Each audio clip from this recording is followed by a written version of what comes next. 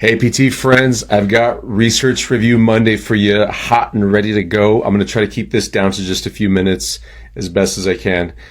So we're covering the effectiveness of manual therapy versus surgery on self-reported function, cervical range of motion, and pinch grip force in carpal tunnel syndrome, a clinical randomized trial.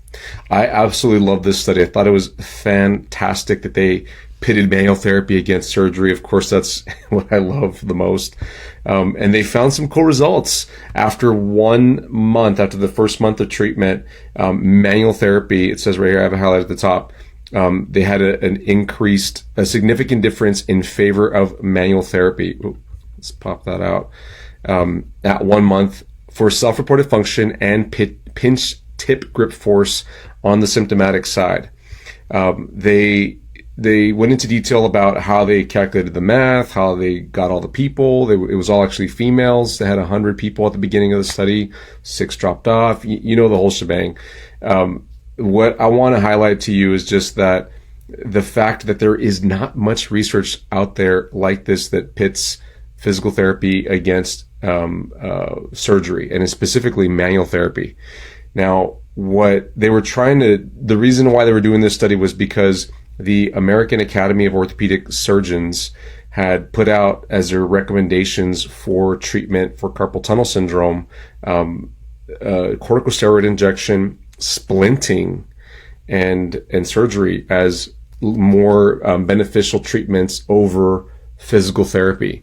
And so what these guys did was look at manual therapy and see, especially specifically on the neck, by the way, they were doing cervical manual therapy to see how that was influencing, and they found that it massively helped. Now, some limitations in this study, which, it's just built in. It's not that they didn't think of this necessarily, I believe. It's just that they had to make it all uniform so that it was generalizable. But they didn't really do a whole lot with the nerves. They didn't really do any sort of shoulder treatment. They focused on the neck. For me personally, I can tell you, I'm looking at the ribs, the clavicle, the glenohumeral joint, every single joint along the pathway. I'm looking at nerve mobility. I'm looking at muscle spasming. Strength of muscles is huge. We've got to unravel this massive onion with several layers. That's the way that I look at people's problems whenever they come in for a carpal tunnel syndrome problem. I'm looking at it as a cervical case pretty much.